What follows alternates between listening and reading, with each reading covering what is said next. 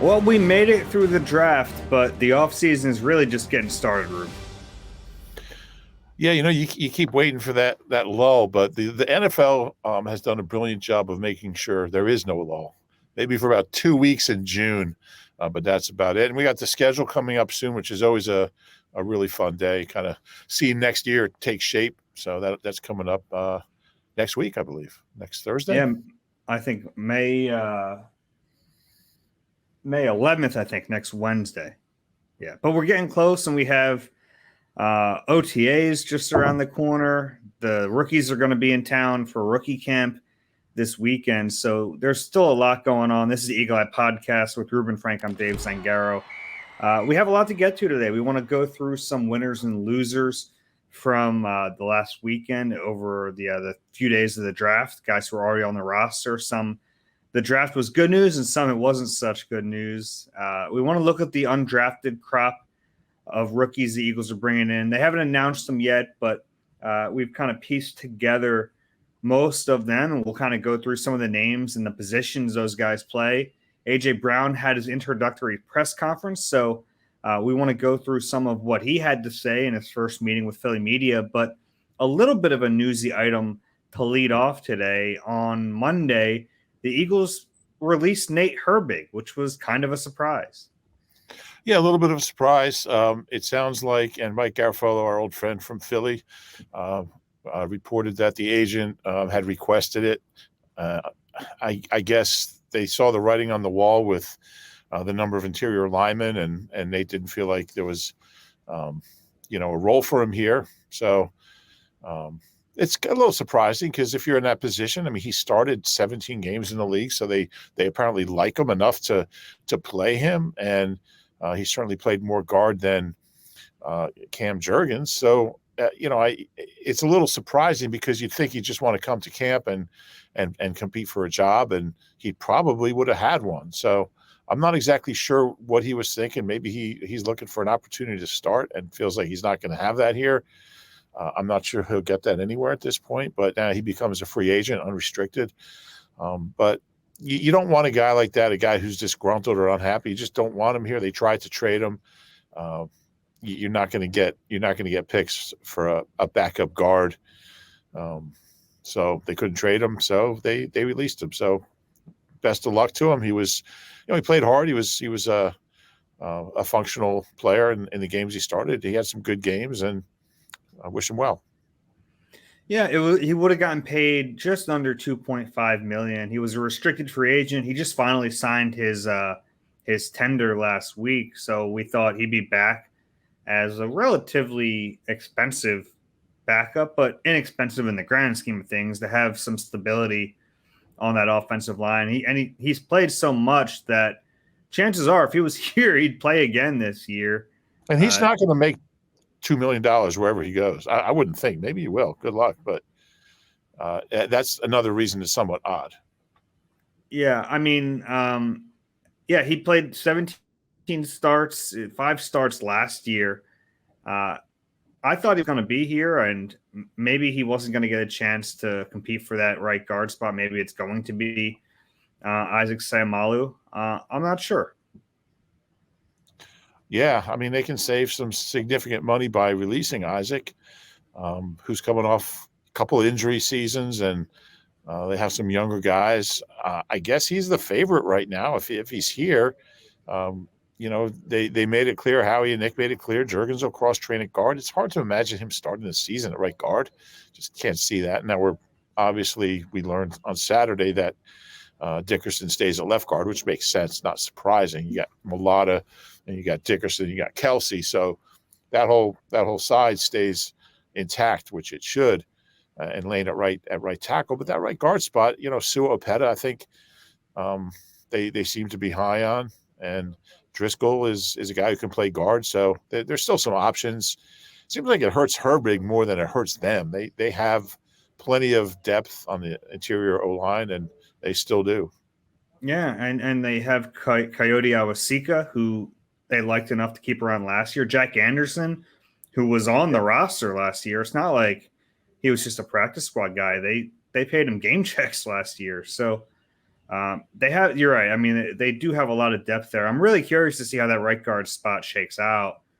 My guess would be Sayamalu is at the top of the list, but if they feel like Driscoll is the same or at least close, he might be the guy. That wouldn't surprise me to see Driscoll become the guy at right guard. Yeah, it wouldn't surprise me either. You made the point the other day that Stout really likes Sayamalu, so we know he has a voice in these decisions. Maybe not the final say, but he has, certainly has input into what they do. That Sayamalu contract, and he would be a free agent after this year anyway, makes me think it makes sense for it to be Driscoll. I just think that makes the most sense. You can clear a couple million in cap space, and I don't think Sayamalu is appreciably better than Driscoll. And Driscoll has gotten hurt a lot, but so is Sayamalu. So you go Driscoll, and you still have Sua to back him up, and you have Cam Jurgens if you need to go. I mean, they've played like 8 different right guards over the last few years. I mean, it's really crazy that they've had so much. I mean, even Dickerson started out there after Brooks got hurt, and then when Sayamalu got hurt, he moved back over to left. But they have some options. Coyote's a guy. He's from Buffalo. He was, had a really good training camp, and they seem to like him, so he could be in the mix too. I don't know if he's ready to start, but certainly they'll take a long look at him in camp. Yeah, and we'll talk about the undrafted guys. They brought in a few guards and paid them a lot of money, which they're always going to put the resources into that position, especially any offensive line position. But right now it's kind of like almost like the cornerback in a way. It's just you have a bunch of guys and let them compete in the summer and see who wins it.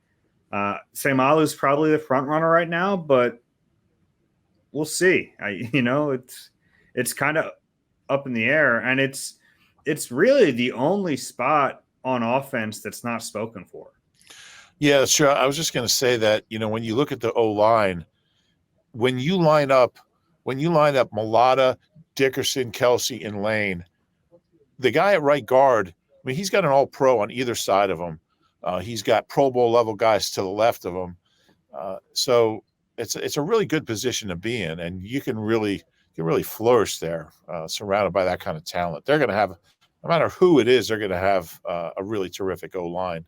Well, there's some guys who would probably, I wouldn't say that about, but they're not here. They're off fighting fires in Texas. Yeah.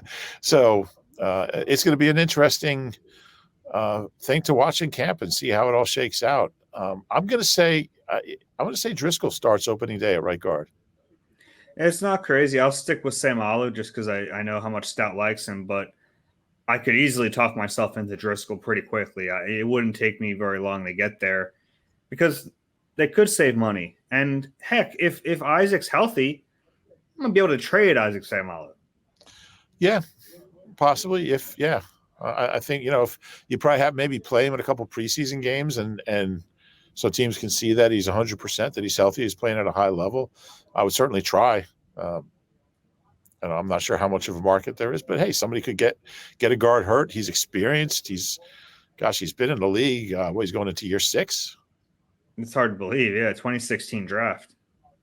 Year 7. Yeah, he's going into year 7. Yeah, going into year 7. That's crazy. I still think of him as one of the young guys, but going into year 7. So he was here Doug's first year. So, the injuries are a concern, and but that's true of a lot of these guys. I wonder how Sua fits in. They really seem to like him. I don't think it would be a huge upset if he gets some first-team reps in camp and has a chance to compete for that. Yeah, we talked about Sua on a podcast not that long ago that when they got him as an undrafted guy, they knew it wasn't going to be, right away he'd be ready. It was going to be a kind of a long-term deal with him. He was really athletic, but he had a lot to learn. It was a project for Stout. And he's come a long way. I mean, just to be a functional player is saying something. Yeah, and he might not be ready for this. He's been around a few years now, but he's an interesting player, and I think he'll at least get a look. Yeah, and you have to remember a couple of years ago, they actually went to Sua over Nate Herbig for a while, and the reason I got for that was that they wanted someone with a little more athleticism, and Herbig worked pretty hard last offseason to trim some weight and become a little more athletic. But back when they made that decision, they had to change their game so much with Herbig in there. And then Sua had the ability to really get out in front and get to the next level and block, and they liked that about him. So, yeah, not crazy. They have options is the point here. Yeah, it'll be fun to watch this summer. Yeah. Nothing like starting off our pod with a little bit of right guard chatter before getting into the high-priced This is meat and potatoes football talk right here. Meat and potatoes. I love it. I'll start with right guard over number one receiver any day of the week.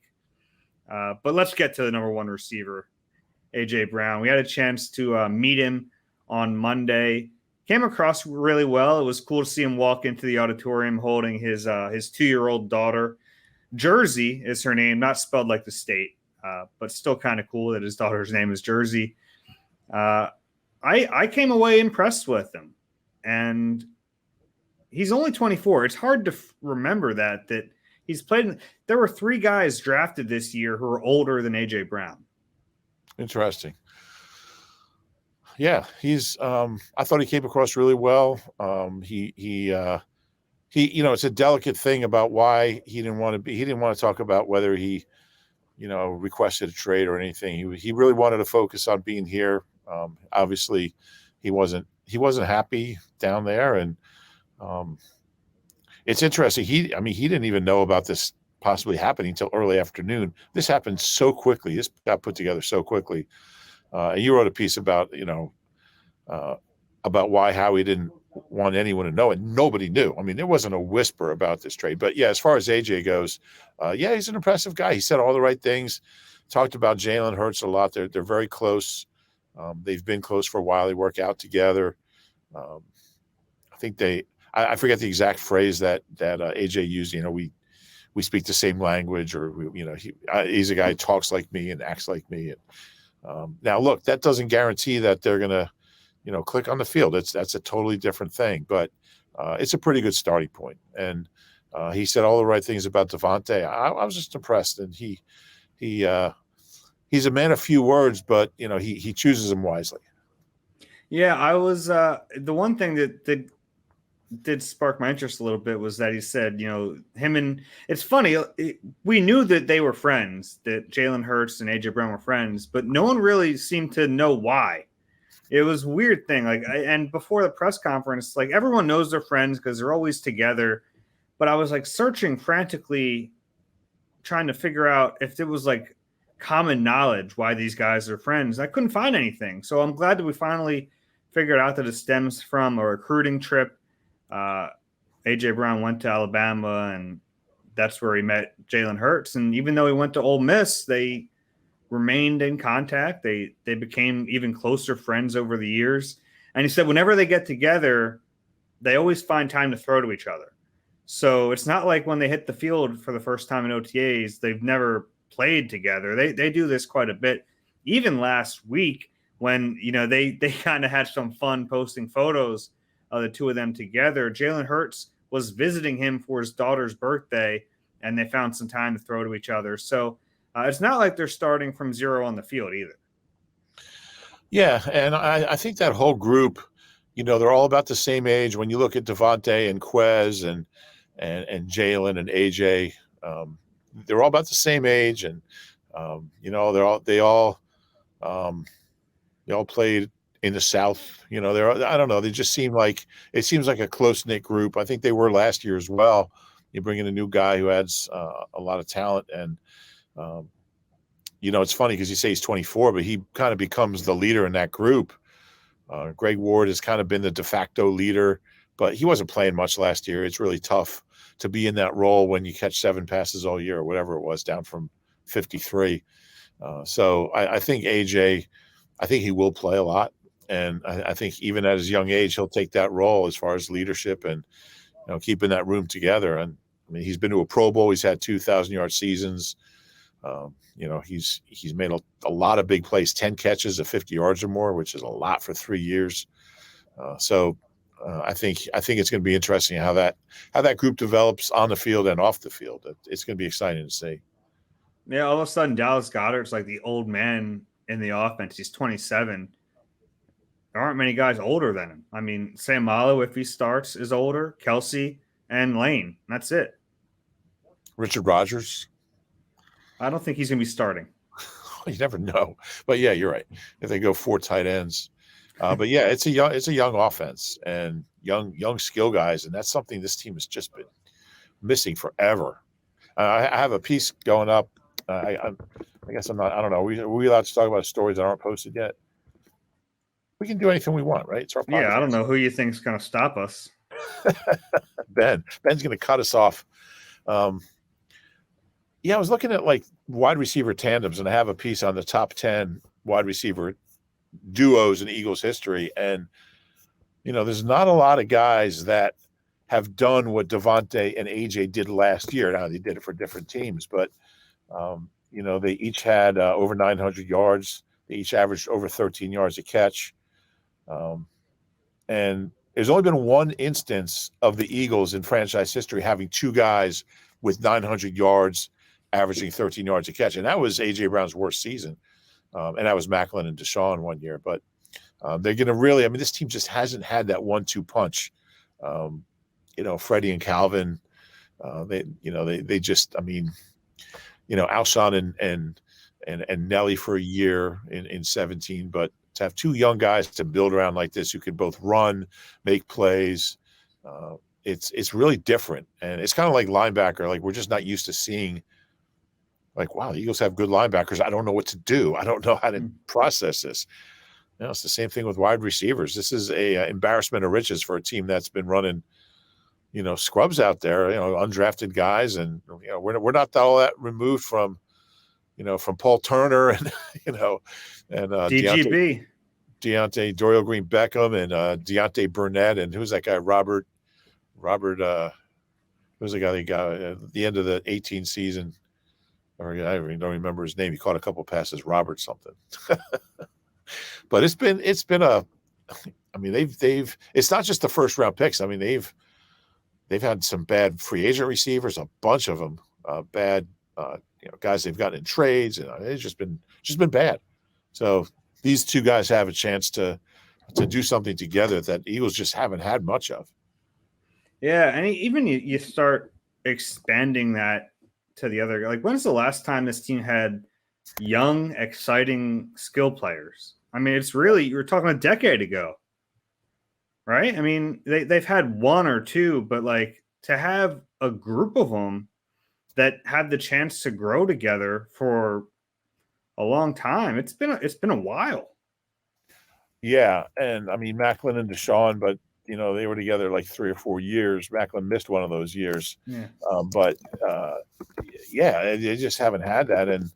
And you got to give Howie credit, to go from the point they were a few years ago with the skill guys to where they are now.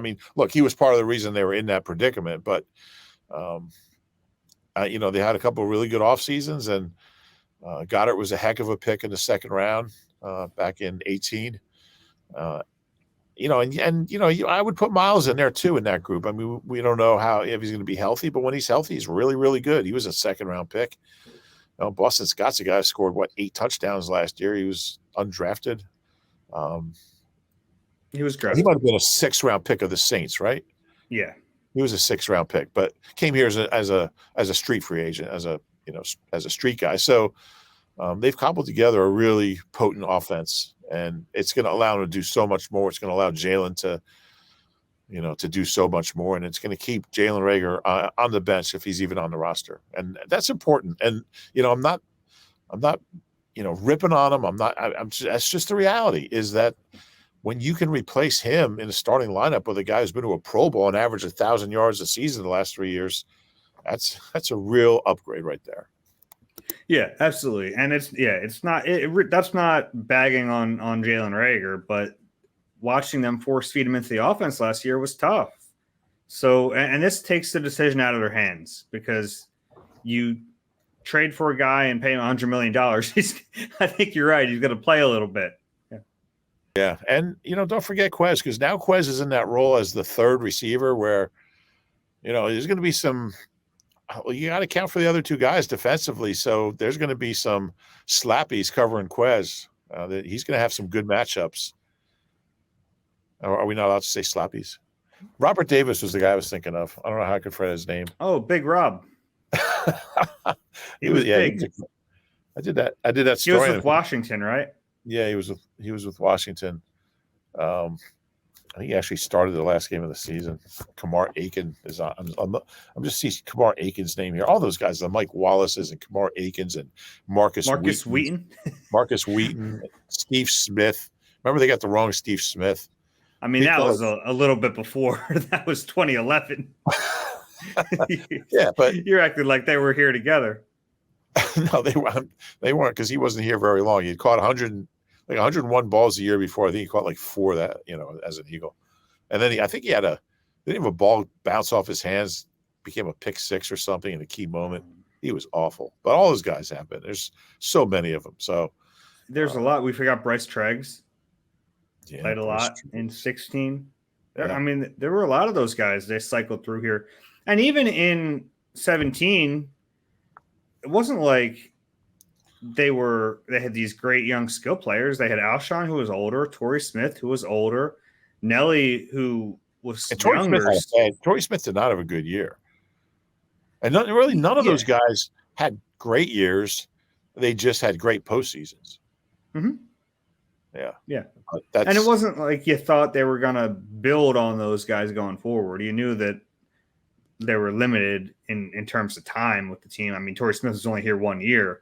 Yeah. So it's fun. It's an exciting time right now. And look, so much of this depends on Jalen Hurts and their success is they're going to go as he goes. But at least now he has a fighter's chance. Yeah, I mean, just having A.J. Brown instead of Jalen Reagor just automatically, even if all other things are the same, automatically makes him a better player. Yeah. You want to go through some of these undrafted guys? Let's do it. I have the list in front of me, and we knew they were going to be aggressive, and they are super aggressive. The money they've given some of these undrafted guys is really crazy. I mean, they've given a few guys more than their top guy last year. So they threw, and this was their plan. I mean, they told us they were going to be aggressive, and they knew that with, X amount more players in this draft, they knew there was going to be more talent after the draft was over. And I give them credit for being ready to pounce on some of these players. And yeah, they threw around some money, but if it raises the level of competition in training camp, then it makes a lot of sense. And once we get the full numbers, I'll make sure to have a post on that. But let's just go through the names I have in front of me, Reuben. I was just going to add one thing before we start. And sure. What Dave's referring to, the more talent, and I think we touched on this before, but so many draft eligible players returned to school. The COVID rules, a lot of guys went back who normally wouldn't to try to improve their draft stock. Guys at certain positions, like if you're an edge, you're probably not getting picked in the first round this year. Like if you're not one of the top few guys, maybe next year. You are. So a lot of guys had a lot to gain by going back for another year and playing this year. So basically the pool of talented draft eligible players this year was, I think Howie mentioned a number, like 500 more guys who were in that pool of, like, when you just start out at the very beginning looking at these guys. So that means, X number of how many guys get drafted, 260, whatever. So that means the next batch are inherently have to be more talented than in a normal year. So that's what we're getting. And I think there's a chance 2 or 3 of these guys are going to usually have one guy maybe make the roster, undrafted rookie. There's a chance a couple of these guys are going to get an opportunity, especially the corners. Yeah, the corners and Carson Strong, who based on the money is going to be on the roster. Yeah, we'll see what happens. But they and the Eagles have had some decent undrafted players in the last few years, guys who have played. I mean, Jack Stoll last year, undrafted, he was the guy last year, but he played a ton for being an undrafted player. So these guys are going to get their opportunities. And let's go through some of the names here. And we talked about some of them on the last pod as they were trickling in, but now we have what we feel is a fuller list. Mario Goodrich from Clemson, one of several cornerbacks. They gave him $217,000 guaranteed. We talked about Jack Stoll last year. He had 122,000 guaranteed. So 122 a few of these, sure. Yeah. I still have accuracy here, Dave. I don't know about you, but I like to be accurate when I'm throwing these numbers around. Okay. I had to remind you of that the other day, and you got me back for it. That's right. Yeah, so it's significantly more money, and I think we're seeing that around the league as these teams got really competitive for these players. But there are a few corners on the list, and he's one of them. He's probably at the top of the list, and they get added to a group of cornerbacks that's already kind of in the same position. Just all these young guys and more lottery tickets. You throw them out there and you see what you have. Like 8 of them now. When you look at this group, I mean, it's basically like Slay and Avante, and then just like let's see what happens. Now they could still add a guy, but right now, Goodrich is really. I mean, I read as much as I could about him since Saturday, and I mean, he's a really highly regarded guy, and started at the highest level in the SEC, and he's small. I mean, he's got good size at 6 feet, but was he 170, 175, but good player around the ball, and I think he's a guy that's got a chance to make the team. Yeah, and look, he's one of several players here that we think has a real shot to make the team, and a few corners. The other two, Josh Blackwell from Duke, who I don't know as much about, but he's fast. He ran a 4.34 at the Duke Pro Day, and that's almost reason enough to bring him in and see what you have in him. Never had an interception in college, but he's got traits. Yeah, and sometimes the interception numbers are a little misleading. Oh yeah, I don't care. Yeah. If you can run, I mean, sometimes the ball just doesn't find your way. And he didn't play all that much. I think he missed a year. Was it a knee? Was it an ACL? Yeah. And Job's a guy at Alabama. I mean, he played at a really high level on a great team and started and was productive. And a lot of these guys, there's just one thing they don't have, whether it's size or that 40 time or they're coming off an injury. And Job, I mean, he didn't get a chance to work out in the pre-draft process. He had a foot injury. So if he works out and he puts up good numbers at the combine, he's probably a day 3 pick.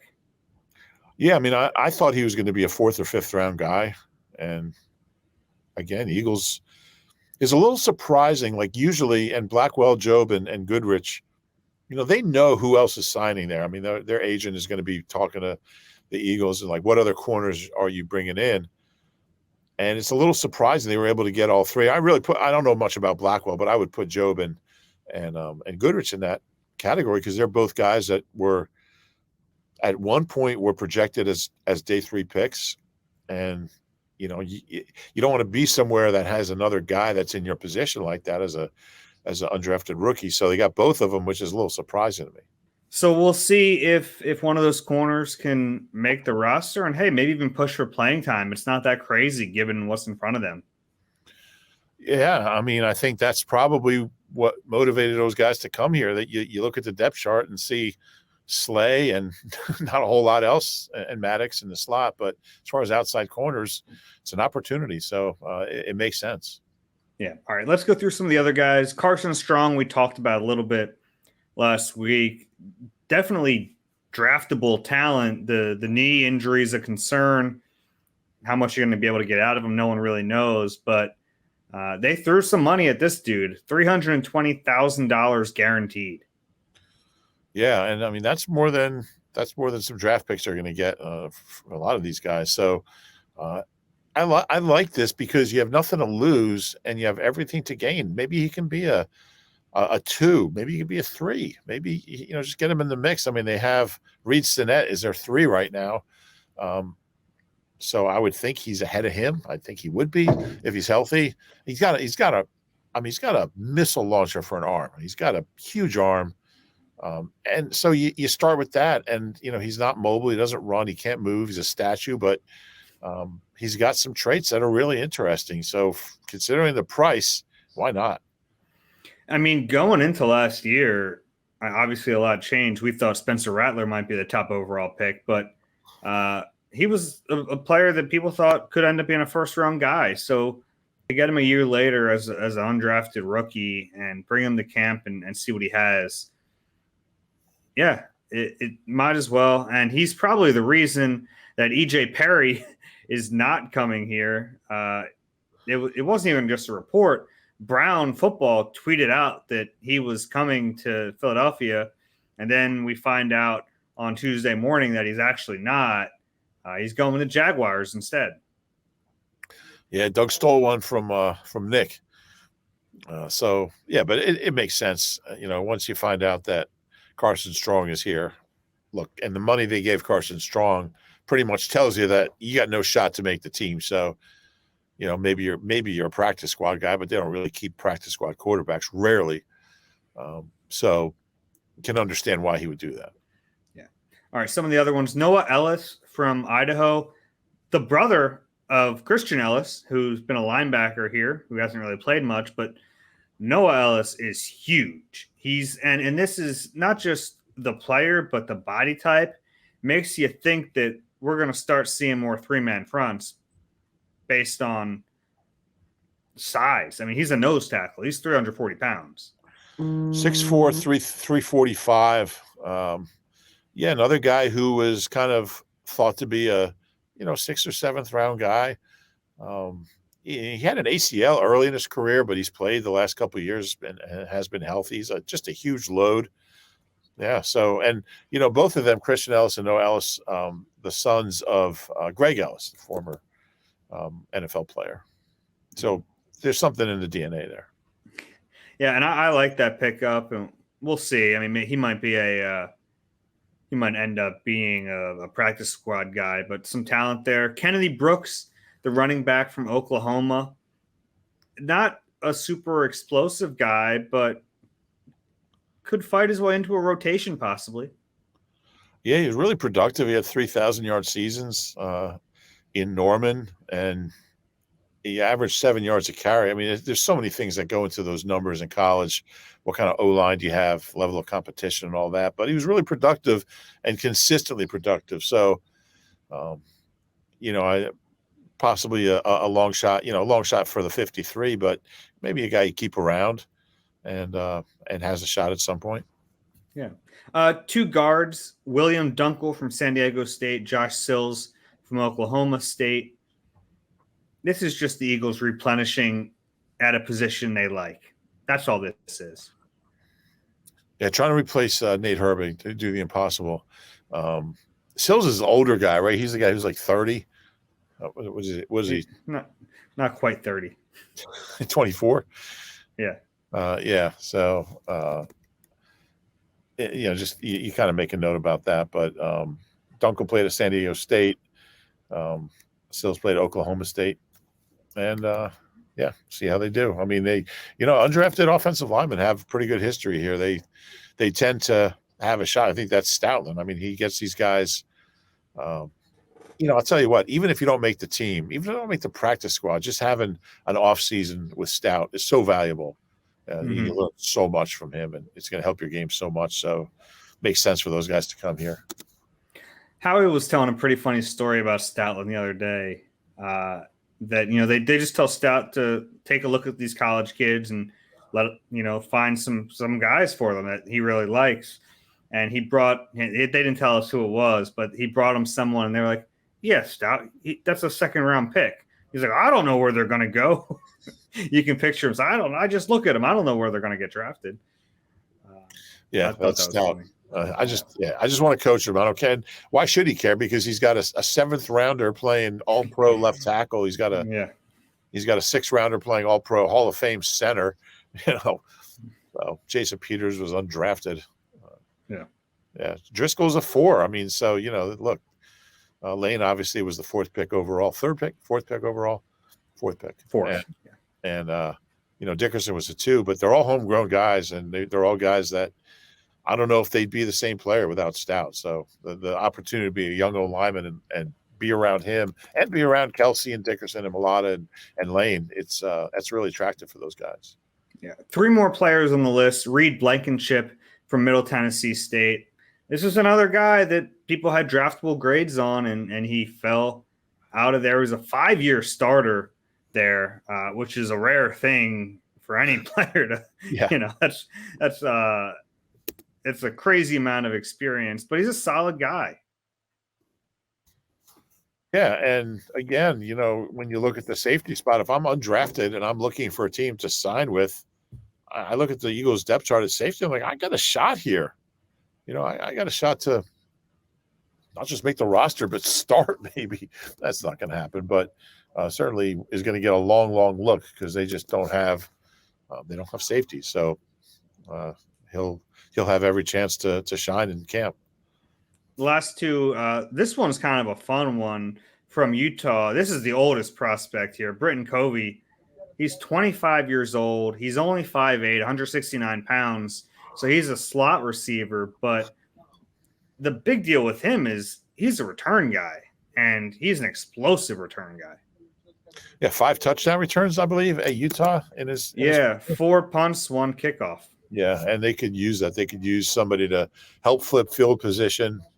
Is it Covey? I thought it was Covey. Is it Covey? I don't know. I thought it was Covey, but is it Covey?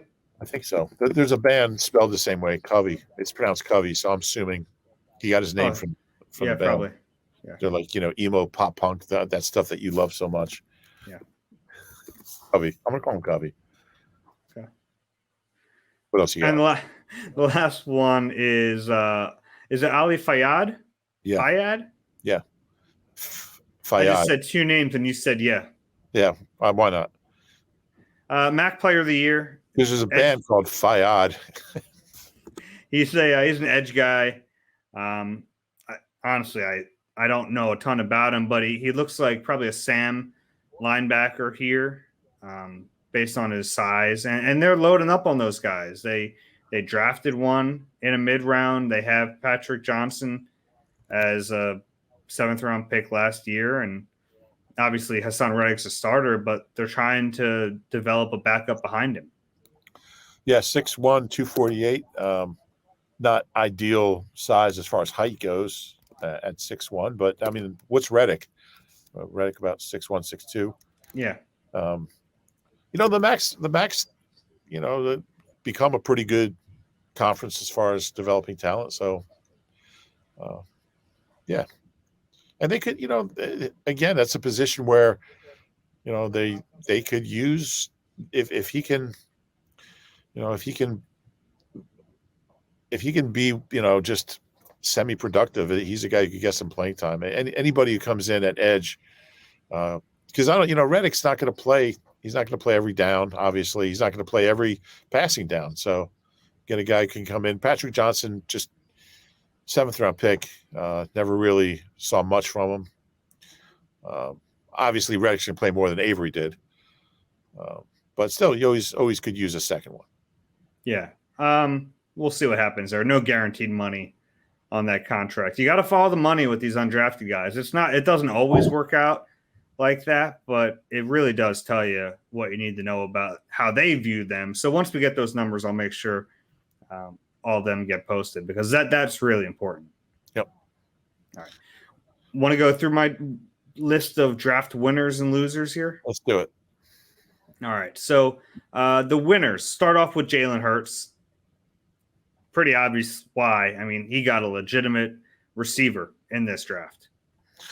Yeah, I mean, we've been talking about it since the trade. It's just gonna make him a better player.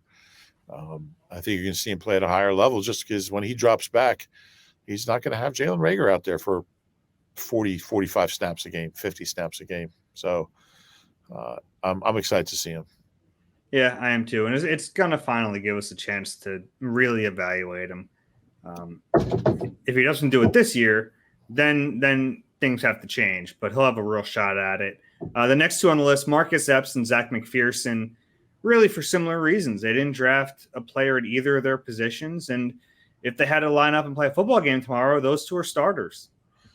Yeah, and I think Epps more than McPherson, because I still think they're going to bring in a veteran corner, but I'm not convinced they're going to bring in a veteran safety. I mean, they talk a lot more about how much they like Epps than McPherson. Like I feel like McPherson just happens to be the next guy, as they continue to look for corners. But I think they really like Epps and really think he can handle the job. Not sure Well, he he's can. played. I mean, he's played a lot more than Zach McPherson. Right. But I mean, they're indifferent. But yeah, I agree with the assessment that it was a good weekend for both of them. But yes, Epps more than anyone. I mean, I feel like now, from what they've said and what they've done, Epps, I think there's a good chance he'll be a starter. Yeah, and we'll see. I mean, there's a real good chance that they feel more comfortable starting Epps than they would starting McPherson. But if the opportunity comes to get a safety and a better opportunity doesn't come to get a corner, then they'll do that. Absolutely. Yep. So it might not even truly tell us based on what they do here, because you need that player to become available, whether it's as a free agent or through a trade. Yeah, that's true. Next one on the list is Devontae Smith. It's pretty obvious here, but having A.J. Brown is going to help him almost as much as it helps Jalen Hurts. He's going to get a ton of attention in this offense like we saw last year. When you have to spread it around from a defensive standpoint, it helps all three of those guys. It helps Devontae Smith, it helps A.J. Brown, it helps Dallas Goedert. Yeah, exactly. I mean, you can only devote so many resources. You're just so much easier to defend when you have a guy out there who, you don't really. I mean, you have to account for Jalen Reagor, but you don't really have to account for him. You're not going to ever, you're not going to ever really worry about him. So now there's weapons out there. Really curious to see how Devontae raises his game with a more experienced Jalen Hurts and with A.J. Brown on the other side. Yeah. Next guy on the list is kind of a surprising one, but Javon Hargrave.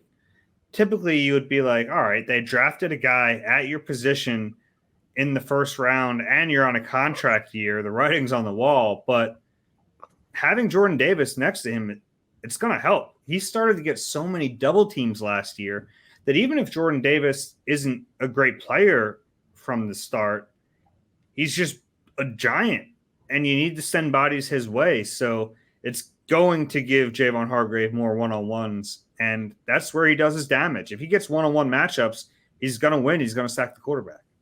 Yeah, that's he's going to make money in the process. Yeah. And, and I think you also look at Fletcher's contract situation, and I think Hargrave knows that if, barring disaster, he's going to get a contract. And I would think, I don't know, but I would think so. And yeah, I think Davis will help him. I can't wait to see Davis in camp, man. That dude, who's the last D tackle they had who had that kind of size? Can't think of anyone. Well, Haloti Ngata. Yeah, but he was at the end of his career. I mean, just like young guys who could still actually play. Yeah, but yeah, I mean, Ngata was. He was big. He couldn't play anymore, but he was still big. He was. The last guy on the winners list is Derek Barnett, who they bring back on a pretty cheap 2-year deal, could be a 1-year deal.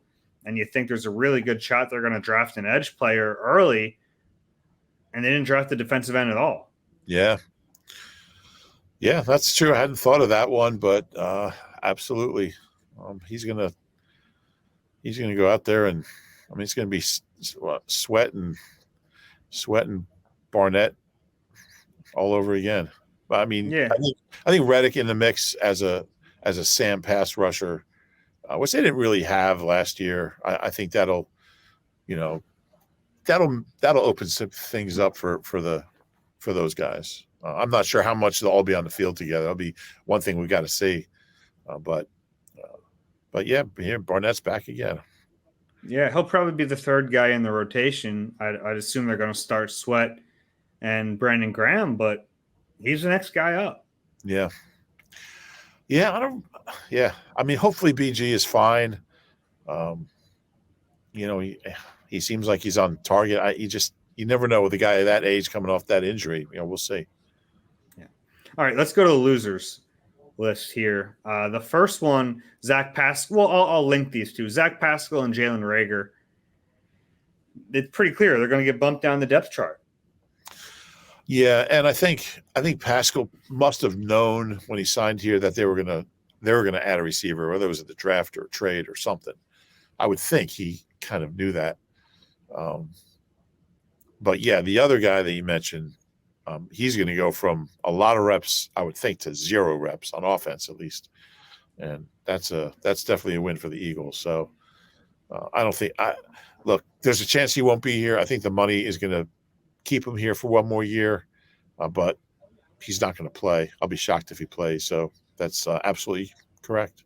Yeah, and when you look at Pascal, you're right there. He probably realized they were going to sign someone or draft someone or trade for someone, but he would have been a starter otherwise, presumably. Yeah. I think he'll still play. I think he'll still work in there, I would think, but I don't think he's going to have a huge role. Bad news for all the people who rushed out to buy their Zach Pascal jerseys. Already had to change numbers. AJ Brown gets to number 11. Pascal goes to 3. Yeah, for all those people. How many, on a serious note, not serious, but a realistic note that's not serious, how many people do you think show up to games with number 11 jerseys with duct tape on the nameplate and Brown written over it? Yeah, there's a lot of those 11 jerseys. Why is that? From who? The last quarterback. Oh, from Mark Sanchez. I think it was 11. Yeah, that'll be.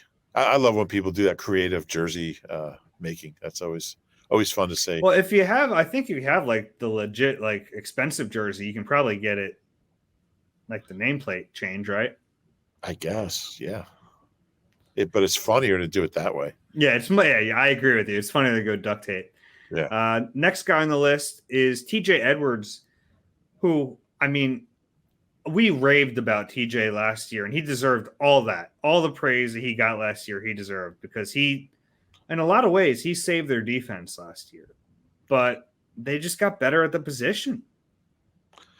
Yeah, and I think he'll still have a role. Also, I think it'll be a small one. I would think he'd be out there in short yardage and goal line and that kind of thing. But he's going to play a lot less. And, I just think he's a guy he's an undrafted guy who gets everything out of his ability, but there's just a ceiling with guys like that. And, with a lot of these undrafted guys, they just they have that big year, and then they just kind of either level out or go downhill. And look, that's just, maybe TJ Edwards wouldn't do that, but just generally that's what happens. They're just better. Yeah, they're just better at linebacker, and I would think his reps will be dramatically reduced. Yeah. Next one is J-Jaw, who already was really facing an uphill battle. And then they drafted a tight end to be the type of tight end they want him to be. They're going to take the draft pick. If it comes down to J-Jaw or a new draft pick, they're going to keep the new draft pick. Yeah, I mean, if J-Jaw has one of his patented great training camps, I don't think even that would help him this year. Yeah, and the second round thing doesn't matter anymore. It just doesn't. Right. Now he's 4 years in now. I think once the money flips from it being a hindrance to it being a reason to cut you, that's when it doesn't matter anymore. Yeah, so I think that decision has pretty much already been made. Maybe you can get some good tape, playing tight end, and somebody will give him a shot. But he'll probably be somewhere, I guess, but they won't be here. Yeah. Last two on the list, Reed Sinnett, for obvious reasons. They just found their third string quarterback, and they gave him a ton of money to get here. So, hey, maybe Carson Strong's knee isn't healthy, and Reed can stick around. Or maybe they trade Gardner Minshew and they still want to keep him as the third stringer. Possible, but it wasn't good news for him to hear that Carson Strong's come to town. Yeah, no doubt. I mean, any chance he had to be number 2 is gone. Yeah. I mean, we never even saw him practice. He wasn't here in training camp, right? No. So we never even saw him. We saw him warm up. We saw him stretch, and that's about it. So, yeah, we saw him throw before games with the inactives, but that's about it. So, good luck to you, Mr. Sinnett. Yeah. And the last one on the list is Isaac Seumalo, which the reason I put him on this list, and I did put him on the list before Nate Herbig was cut, but they drafted a center, and then Howie told everyone that Landon Dickerson is indeed staying at left guard. So in the span of 2 days, Samalu lost 2 jobs, potentially. Yeah, that's an interesting way to look at it. And I would think he's seen the writing on the wall. I just don't think he fits into into what they're doing. Maybe he's appreciably better than the other options at right guard, but I kind of am guessing he won't be here. But we'll see. But you're right. I mean, certainly it wasn't a kind weekend for Isaac. Yeah, and in the back of my mind was always the thought that, hey, maybe he still could be the next center if they could get 3 or 4 years out of him. But he's already 28, and that ship has sailed now with Juergens. So, and the injuries are just, I mean, he can't stay healthy. Mm-hmm. So that's part of it too. The last thing we wanted to talk about, and we mentioned it a little bit with TJ Edwards and Nakobe Dean coming in, but you said it earlier, all of a sudden – Eagles have linebackers, and I don't know if I'd go as far as to say it's a strength, but it's not a weakness anymore. I think it might be a strength. It might be. That just feels too weird for me to say. I don't know if I can get on board with that yet. Yeah, I wrote a piece for the site, NBCSportsPhiladelphia.com, and I wrote about this and just how weird it was writing a story that was complimentary to linebackers, because we've all survived. I mean, we've lived through the Tahani Jones and the, Joe Mays and the Barry Gardners and Quentin Cavers. I mean, there's like hundreds of these guys. They've started 47 different linebackers since 2000. And the next podcast is just us trying to name them all. Yeah, that's all we're going to do. I mean, there's so many of them. Brian Roll, Jamar Chaney, Akeem Jordan. I mean, Keenan Clayton get a start in there? He got one start. Yeah. Yeah, he actually didn't play bad, but there's just so many of those guys, and it's a new day at linebacker, and Casey Matthews. What's that? Casey Matthews. Yeah, Casey Matthews. I remember there was a guy. This is before your time. There was a guy. We were at Lehigh, and the Eagles signed this veteran linebacker named Joe Kelly, and he'd been a Pro Bowler like 7 years earlier, I think, with the Bengals, and that's when we used to get players at dinner outside the dining hall at Lehigh, and he had just signed that afternoon. He wasn't even at practice, and we saw. So the players would have to sign in to like a register. So if there was a new player, we just look over at the register and see who it was. So Joe Kelly. So we grabbed him, and I'll never forget what he told us. He goes, "There's a new sheriff in town." Joe Kelly. He lasted about 2.5 weeks. So yeah, it's been a nightmare. And whether you include Hassan Reddick as a linebacker, he's kind of he's a Sam. It's kind of a position unto itself as an edge linebacker type guy. But even if you just consider Kazir White and Nakobe Dean, I mean, my goodness, they haven't had two guys, and White's on a 1-year deal, so we'll see. But they haven't had this kind of talent. And Nate Gary, how about that name? Nate Gary. I mean, Mark Simino. We could play this game for the next hour, but we won't because it's depressing. So it's going to allow Jonathan Gannon to do things he couldn't do last year. I mean, Alex Singleton and Eric Wilson was here at the beginning of the year, and Jannard Avery was the Sam. And TJ. I like you say we're not playing the game, but we're slowly just playing the game. Yeah, but I'm just saying last year, I mean, three of the 4 guys that played the most snaps aren't here anymore, and the fourth one is going to have a greatly decreased role. So it's really a complete turnover of the position. I do think TJ Edwards will play, and I think he'll probably be better suited to the role, to a smaller role, because he's solid. I mean, he's a solid player. So if he's your third best, off-ball linebacker, he's not, then you're in pretty good shape. How do you think they line up?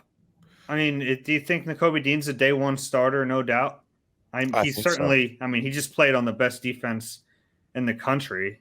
I'll be surprised if he's not a day one starter. Yes. Yeah. So you'll have Dean, White, and then technically Reddick as your 3 starting linebackers. Yeah. I wonder if they'd find a role for TJ beyond just short yardage and goal line. Probably. I would think there'll be some packages that he's in. Rotating and yeah. Yeah. But I mean, if it's 1st and 10, I don't think Reddick's going to be out there, but I think you'll see probably White and Dean. Okay. Yeah, I mean, I think Reddick's going to play quite a bit. It'll be interesting to see what they do when they take Reddick off the field. Are they then, what are the packages going to look like? And we'll start to get a sense of that hopefully in training camp. But last year we couldn't even figure out the rotation in training camp. Remember last year they barely played Eric Wilson with the first team, and I think it was because they thought they knew what they had in him, and they didn't because he was bad. But what to say?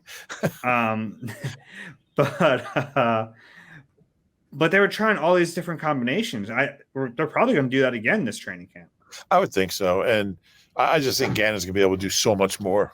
When you have talented players, you can do more as a coordinator. When you don't have talented players, it's an obvious thing. But I think people are going to see, a different kind of aggressiveness, a different kind of. I think you'll see a lot of different fronts and packages, and I think this will be a dramatically improved defense. Yeah, you're probably right. You got anything else before we wrap this up? No, that's all I got. All right. Well, thank you, everyone, for listening. We appreciate everyone listening over the weekend in the draft. A ton of people did, so it was really cool to see. If you enjoy the podcast, it always helps us if you rate and subscribe, 5-star reviews wherever you get your podcasts. And if you're watching on YouTube, please click the like button and subscribe there as well. We'll be back with you later in the week. For Rube, I'm Dave. This has been Eagle Eye.